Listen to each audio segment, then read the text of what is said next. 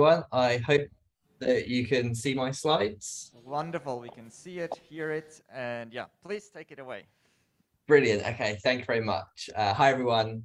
Thank you to the organisers for allowing me to speak remotely. It's a shame that I wasn't able to make the meeting, but the virtual component is working really well.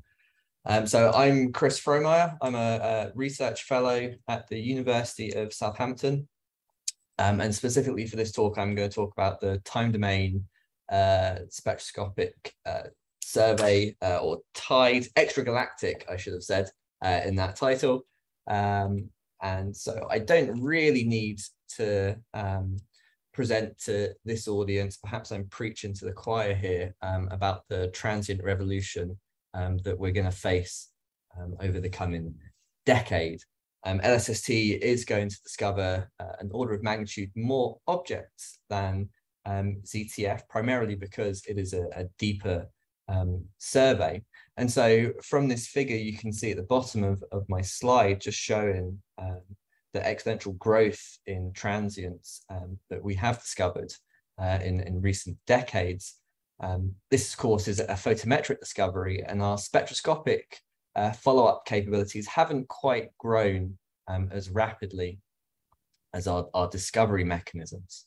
So spectra do enable the vast majority of astrophysics that we're able to determine from our transients that we observe. If we're interested in cosmology, then spectroscopic redshifts really do help in reducing our uncertainties in Hubble diagrams.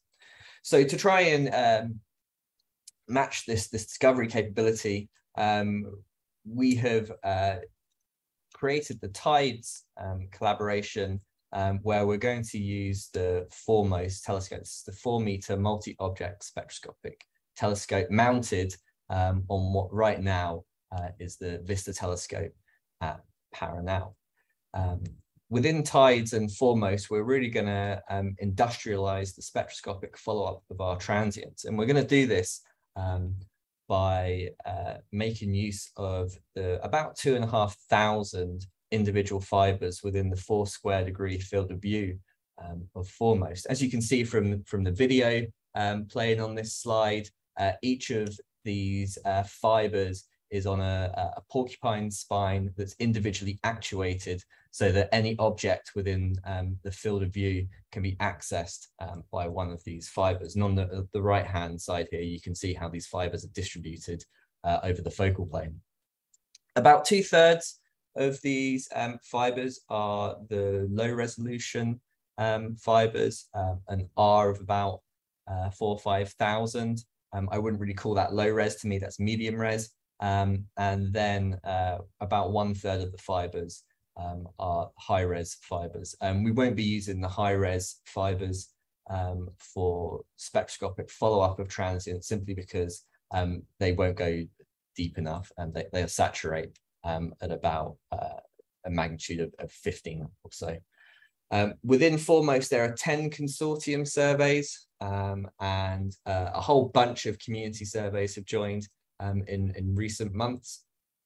And so the goal of foremost is over the 5-year span of the survey, we're going to cover the entire southern sky in at least 2 observations, where each visit will be of approximately 1 hour in length. We're going to start in spring 24. I will come on to the schedule in a second.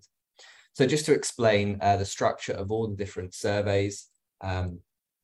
So the consortium surveys are listed on the left, where 70% of all the fibre hours are allocated to the consortium surveys. So you can see TiDES highlighted in the blue. Then in recent months, after a whole series of proposals and panels, the 30% of the remaining fibre hours have been allocated to community surveys. I've highlighted in blue for SLSLS, not the easiest acronym to say. This is a strong lens and spectroscopic legacy survey. They have been absorbed within the TiDES family within foremost. and we've also taken their fibre hours. From a science perspective, they will be kept separate, but from an infrastructure perspective, we are being merged.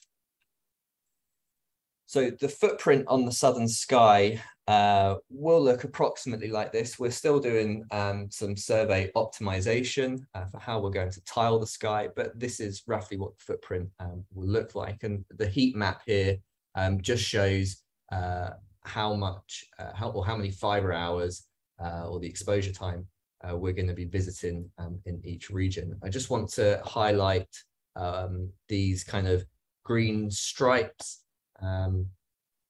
at 0 and -30 DEC with this red square in one of the wide fields. This is the WAVES wide survey. So we'll be getting lots of observations returning to these regions as WAVES is a galaxy redshift survey. So not only will we get lots of transient spectra in those regions, but we'll also get galaxy redshifts. You can also see in some of the redder dots the deep drilling fields. So we will be observing the LSST deep drilling fields with Foremost at least every 14 days, but I'll come on to that. And you can also see the Magellanic Clouds as well for some of the other surveys.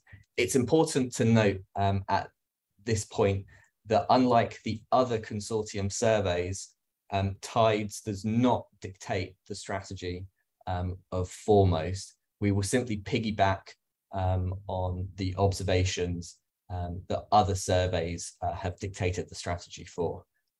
We're simply too small to have any driving power, so there is no TOO mode for Foremost.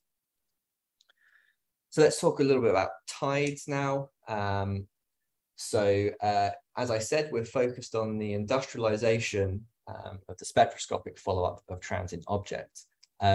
Originally, we were a UK-led collaboration of Southampton, Lancaster, Portsmouth, and Belfast, but joining Foremost, then anyone who's in a Foremost survey can join us. And so other UK, European, and now global universities are also members of TiDES.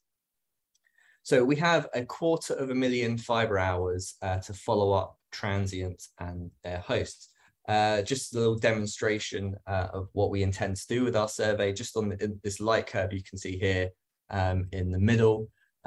So when a supernova goes off, given by this light curve here within the 5-year time frame, in the blue line here just shows, if we're lucky enough that a supernova goes off in a field that Foremost is about to observe, then we have the entire blue time to get a live spectrum. But once the supernova does fade away, then the host galaxy will be fed into the Foremost queue to get a spectrum of the galaxy, and we'll have the remaining 5 years to get that spectrum. So from our simulations and a little bit of back of the envelope mathematics, there are about 10 live and bright supernovae that Foremost will be able to observe in any given pointing, fed to us from LSST. So we have 3 science goals within TiDES. We want to map the diversity of the transient universe. We want to do a dark energy experiment using type 1a supernovae and their hosts. And we also want to perform an AGN reverberation mapping experiment. Slight disclaimer here, I'm not an AGN person. My research focuses mainly on supernovae. So if you have any AGN questions, I would direct you to other people within TiDES. So let's just have a look now at our schedule when we're going to be on Sky, because we're extremely complementary to LSST. So hopefully we'll both be on Sky at similar times. So really these dates aren't really important for people in the audience, apart from this one I've highlighted in green here. So June 2024 will be the start of survey operations. These are full survey operations. So I think this does align quite nicely with the start of LSST. Just some milestones to highlight in the figures here. The wide field corrector has been shipped. The low resolution spectrograph there's two low resolution spectrographs. The first one, A, is performing exceptionally. It's to spec, so that's good news. And this is just a computer in a cabinet, and it works. So how will this data flow actually operate in real time when we come to do survey operations? So the general flowchart here describes how LSST will discover these transients, and we believe within a 60-second time frame, these alert packets will be sent out. We're then going to work with the community brokers. So right now, we're working with the LASA broker, and that's simply because we're both funded from the same UK-based funder, but we are open and we do want to work with all the other brokers out there for redundancy in case any single stream goes down or was missing light curve points. So I will be in touch with people I've heard speak about brokers. There will be a TiDES selection function that will detect transients in real time. Now, we don't want to use any machine learning classifiers to probabilistically say whether an object is a type 1a or a core collapse or any of the subclasses. We're simply going to trigger follow-up based on light curve evolution. This is to help our selection function for when we come to do cosmology later. So once objects meet our selection function, they will be sent to Foremost, and Foremost have committed to having at least a 3-day turnaround on the observations that we've requested. But in our early testing, we have got that down to 24 hours. So what I mean by that is if Foremost is going to be observing a field and a supernova has just gone off in that field discovered by LSST, they've committed to being able to respond on a 3-day timescale. But it looks like we can now discover something one night from LSST and get a spectrum within 24 hours, which I think is really exciting. Okay, so once Foremost has observed our targets, a quick look spectrum will be released within a few hours of the end of night.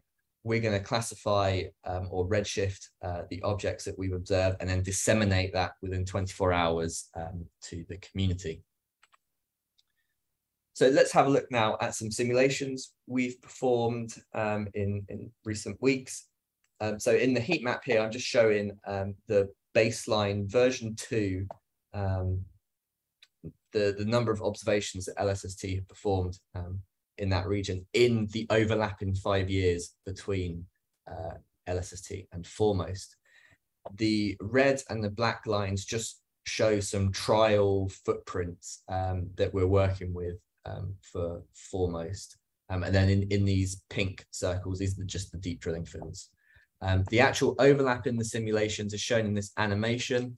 So the red dots show where Foremost will point on a night, and the heat map just shows the number of days since LSST visited that region. So we are starting to pick up some, you can see some stripes in the video, and this is, I believe, from a rolling strategy encoded in the LSST simulations. And so there are some optimizations that we should be doing if LSST does adopt a rolling strategy in DESC stripes. Then Foremost should also be observant in those regions. So whereas I said we can't dictate the strategy in real time, if we know the LSST cadence in advance, then we can influence when and where Foremost will point on the sky. And just for completeness, we've looked at loads of different LSST strategies and analyzed them against Foremost as well. And this is all summarized in our code cadence note, which there's a link on the screen now.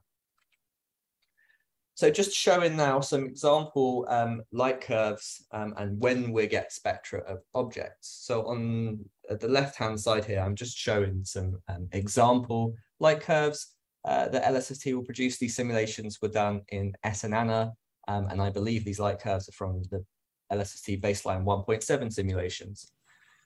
The pink arrow on each light curve just shows when this object met our LSST observing criteria, and the black arrow shows when we got a spectrum from foremost.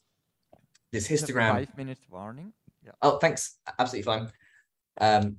So the histogram on the right-hand side is just showing when on a type 1a phase we triggered on the object and when we got the spectrum. So I'm pretty happy that we're triggering on our targets about a week before the type 1a peak, and we're getting spectra around about a week after peak. So I think this is good news overall.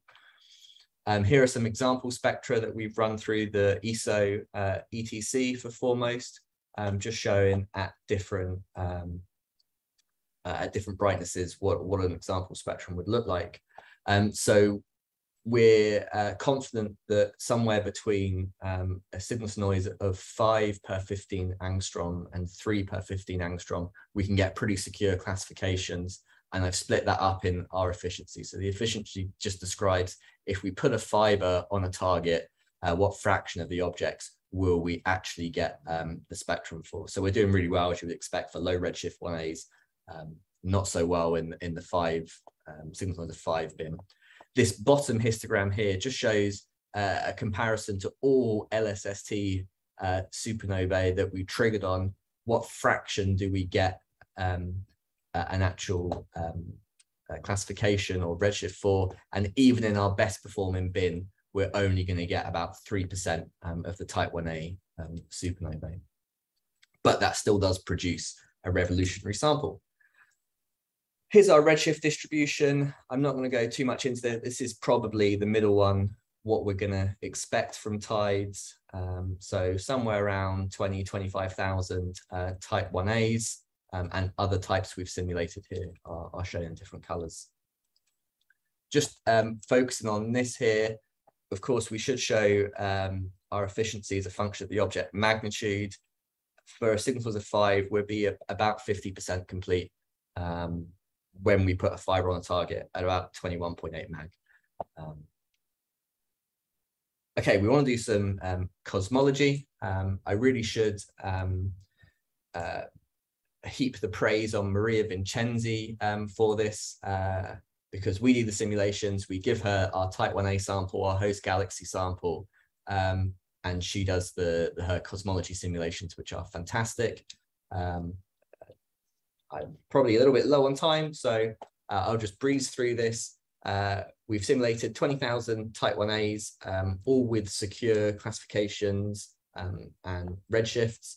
For host galaxies, our number of 10,000 host galaxies is a little low, and this is just the way that Foremost do their simulations. We will optimize this in coming weeks, so stay tuned for that. And here are our cosmology contours shown to show off how much we shrink them compared to the current gold standard of spectroscopic cosmology. Here's some other science that we plan to do with TiDES, or in the case of John Carrick's work, we have done, which is augmenting supernova samples to improve photometric classification. So to summarize our 3 goals, we're going to map the diversity of transient universe by collecting more than 40,000 supernova spectra. We're going to do a dark energy experiment with type 1a supernovae with more than 35,000 redshifts of both live supernovae and their hosts. And we're also going to observe more than 700 AGN out to 2.5 to extend our Hubble diagram. Thank you very much, and I'm happy to take any questions. Thank you very much, Chris, for this excellent presentation of a very exciting survey. So please raise your hand on Zoom or locally. And I give it first to Gautam. Hey, Chris. Really great talk. I'm a little bit confused now without TiDES having a TOO component as to how a group in LSST, like say Dark Energy Science Collaboration, can actually specify if they need supernova matching some specific criteria. You had TiDES selection function on there, but do groups in LSST have any say over what the selection function is? Yes, absolutely. So within DESC, and we should talk about this, if you want to create your own selection function, we can then put that into a queue that we will design for you and flag your target. So that's your method of contributing to this. Does that make sense? He says yes. Okay, perfect. Thanks. Any other questions, comments, online or? Yeah, I posted a question online. Yeah, please go ahead. Is there a sub-program to get host galaxy spectra after the transient fades? Presumably that could be done much more efficiently and much less frequently. Yes, there is. That's well, from an infrastructure perspective, yes, we're working on that right now. So we're going to follow all transients. Once the transient has faded, the object will be removed from the follow-up queue, and it will be replaced by a request to follow up the host galaxy. And of course, the advantage of the host galaxy follow-up is that we can stack the spectra. So if foremost goes back to a field several times, then yeah, we can build up depth on our host galaxy follow-up program. Any other questions, comments, online or here? Always a reminder, please use Slack or follow up directly with the speaker. Thanks again, Chris Frohmaier, for your great presentation. Thank you. And so we'll take a break. Here is lunchtime locally, and we come back at 2 p.m. local time.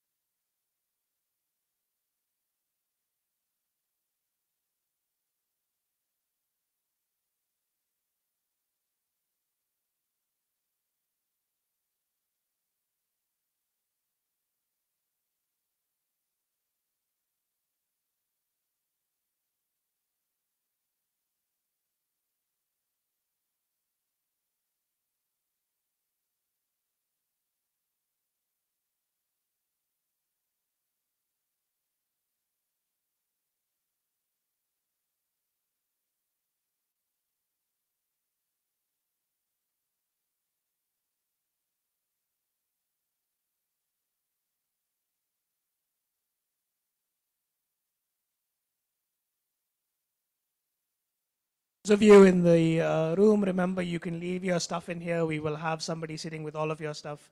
Do not worry, the doors will be closed but not locked, so you can also get back in.